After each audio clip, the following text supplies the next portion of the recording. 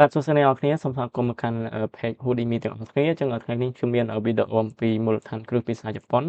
ហើយតអំពីថ្ងៃមុនអញ្ចឹងសម្រាប់វីដេអូទាំងកន្លងមកនេះគឺយើងបានបញ្ចប់អក្សរហៀរណាហើយអញ្ចឹងសម្រាប់វីដេអូថ្ងៃនេះគឺយើងចូលមកកាន់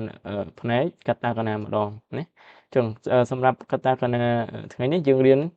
ពីតួអក្សរអដល់អក្សរអណាអ៊ីអ៊ឺអតែជាកាតាកាណាម្ដងហើយអញ្ចឹងមកខាត់ពេលយូរយើងចូលទៅកាន់របៀបសរសេរទាំងអស់គ្នាហើយតោះអញ្ចឹងខាងស្ដាំដៃនេះហើយទី1 ichi ni ហើយណា ichi ni ហើយម្ដងទៀត ichi ni ហើយអញ្ចឹងអក្សរអគឺវាមានពីរគំនូសហើយនេះពីរគំនូសគូសពីឆ្វេងទៅស្ដាំចុះមកកន្លែងនេះគឺយើងគូសបែបចោលបន្ទាប់មកទី2យើងគូសមួយគំនូសបែបប្រឆិតណាហើយអត់ត្រង់ពេកទេយើងគូសពីលើចុះក្រោមមកយើងប្រឆិតមកខាងឆ្វេងណាតែខាងចុងបន្ទុយវាហ្នឹងគឺចោលយើងហៅថាហារហើយអញ្ចឹងអក្សរអពីរគំនូសហើយណាពាក្យដែលផ្ដើមដោយអកតាកណានេះគឺមានអាហ្វ្រិកាអាហ្វ្រិកាអាហ្វ្រិកាអាហ្វ្រិកាហើយប្រទេសអាហ្វ្រិកណា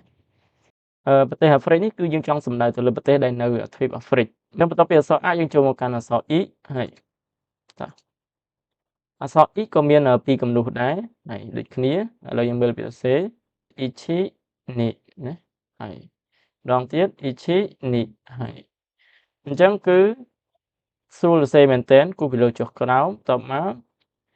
កពីលើចុះក្រោមមួយទៀតគំនូសត្រង់ណាហើយមានតែពីរគំនូសទេហើយគឺស្រួលសរសេរណា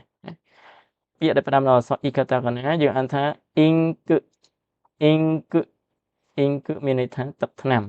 ហើយទឹកថ្នាំហ្នឹងគឺចង់សំដៅទៅលើឧទាហរណ៍ទឹកថ្នាំរបស់ជក់ទឹកខ្មៅទឹកដែលសម្រាប់ឲ្យព្រានអីហ្នឹងអាហ្នឹងហៅថា ink ណាហើយបន្តមកទៀតយើងចូលមកកាន់អក្សរអ៊ឹកាតាកាណាហើយអក្សរអ៊ឹកាតាកាណាមាន3គំនូសណាហើយអញ្ចឹងយើងមើលរបៀបសរសេរខាងស្ដាំដៃ ichi ni san ណាហើយ ichi ni san ណាហើយម្ដងទៀត ichi ni san ហើយអញ្ចឹងមាន3គំនូសគំនូសទី1ពីលើចុះក្រោមត្រង់ហើយទី2ហើយទៅមកទី3គឺយើងអត់ដកដៃទេហើយចុងក្រោយនៃកតុយទី3នេះគឺចោលហារ៉ាវណាហើយអក្សរអ៊ឹហើយណាអញ្ចឹងពាក្យដែលផ្ដើមដោយអក្សរអ៊ឹគឺយ៉ាងថាអ៊ឹហ្គាន់ដាអ៊ឹហ្គាន់ដាអ៊ឹហ្គាន់ដាបើប្រែថាប្រទេសយូហ្គាន់ដាប្រទេសយូហ្គាន់ដាហើយប្រហែលជាអ្នកខ្លះគាត់ស្គាល់ប្រហែលជាអ្នកខ្លះទៀតគាត់ស្គាល់ទេហើយប្រទេសយូហ្គាន់ដាឬក៏ជប៉ុនយើងហៅថាអ៊ឹហ្គាន់ដាហ្នឹងគឺជាប្រទេសមួយដែលនៅតំបន់អាហ្វ្រិកហើយអូខេបន្តមកទៀតយើងចូលមកកាន់អក្សរអេអក្សរអេហើយអក្សរអេយើងមើលមួយផ្លែតគឺដូចជាមួយនឹងអក្សរ I អង់គ្លេសហើយដូចជាមួយ I អក្សរអង់គ្លេសដែរហើយវាខុសគ្នាត្រង់ថាផ្នែកខាងក្រោមនេះគឺធំជាងផ្នែកខាងលើអញ្ចឹងចង់ដឹងថាធំជាងរបៀបម៉េចយើងមើលខាងស្ដាំដៃនេះនៅរបៀបសរសេរទី1 ichi ni san ណាហើយម្ដងទៀត ichi ni san ណាហើយម្ដងទៀត ichi ni san ហើយ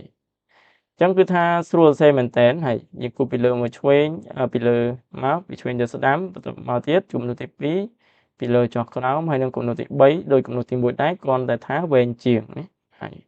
ដែលគំនូសទី1និងទី3ហ្នឹងគឺនៅចុងកតុយវាគឺឈប់យ៉ាងថាធំមែនណាយើងត្រូវសរសេរបែបឈប់ហើយអញ្ចឹងពាក្យដែលផ្ដើមដោយអក្សរអេគឺមាន Egypto Egypto Egypto Egypto បកប្រែថាប្រទេសអេស៊ីបហើយប្រទេសអេស៊ីបហើយនេះចុងក្រោយយើងចូលមកកាន់អក្សរអុកអក្សរអុកកាតាកាណាម្ដងហើយអក្សរអុកកាតាកាណាមាន3គំនូសហើយមាន3គំនូសហើយណាអញ្ចឹងយើងមើលវាសរសេរក្នុងតម្លៃនេះ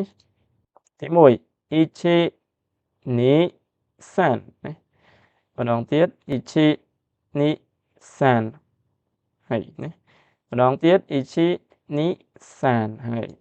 អញ្ចឹងគំនូសទី1គឺយើងគូសពីឆ្វេងមកស្ដាំហើយគំនូសទី2ពីលើចុះក្រោមហើយឡើងបន្តិចណា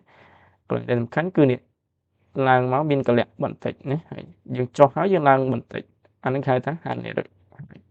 គំនូសទី3គឺហើយគូសរៀងប្រឆិតមកណាហើយ ដែលចុងទុយវាហ្នឹងគឺយើងត្រូវចោលគេហៅថាហារ៉ាវអញ្ចឹងពាក្យរៀបរាប់ដោយអក្សរអុកហើយយើងអានថា oil oil oil បកប្រែថាប្រេងណាប្រេងពាក្យហ្នឹងគឺយកមកពីអង់គ្លេសណា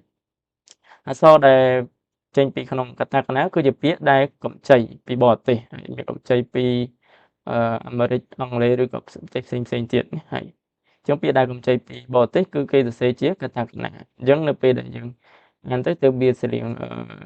សំឡេងភាសាដើមដូចជាភាសាអង់គ្លេសឬអីចឹងទៅអញ្ចឹងអូខេថ្ងៃនេះយើងរៀន5អក្សរនេះមានពីអរហូតដល់អុកណាហើយអញ្ចឹងយើងមើលអឡើងវិញទី1ណារបៀបសរសេរវាពីឆ្វេងមកស្ដាំហើយពីលើចុះក្រោមចេះណាហើយមានពីរគំនូសហើយពាក្យរៀបរាប់ដល់អមានអាហ្វ្រិកាហើយទី2អ៊ីមានពីរគំនូសដែរណាហើយពាក្យរៀបរាប់ដល់អ៊ីគឺអ៊ីងគឺបកប្រែថាទឹកថ្នាំណាហើយទី3អក្សរហើយមាន3គំនូសពាក្យរៀបរាប់ដល់អក្សរមានអ៊ឺហ្គាន់ដាហើយទី4ហើយអក្សរអេហើយគឺដូចជាមួយនឹងអក្សរអាយហើយពាក្យរៀបរាប់ដល់អក្សរអេគឺអេជីបពុតហើយ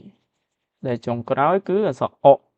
ហើយមាន3គំនូសហើយពាក្យរៀបរាប់ដល់អក្សរអមានអុយឬបកប្រែថាប្រេងណាអុយឬបកប្រែថាប្រេង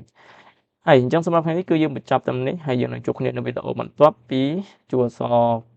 កៈហើយកៈគីគឺកែកវិញម្ដងហើយអញ្ចឹងអរគុណអ្នកនរគ្នាយើងនៅចាំជួបគ្នានៅវីដេអូបន្ទាប់ហើយ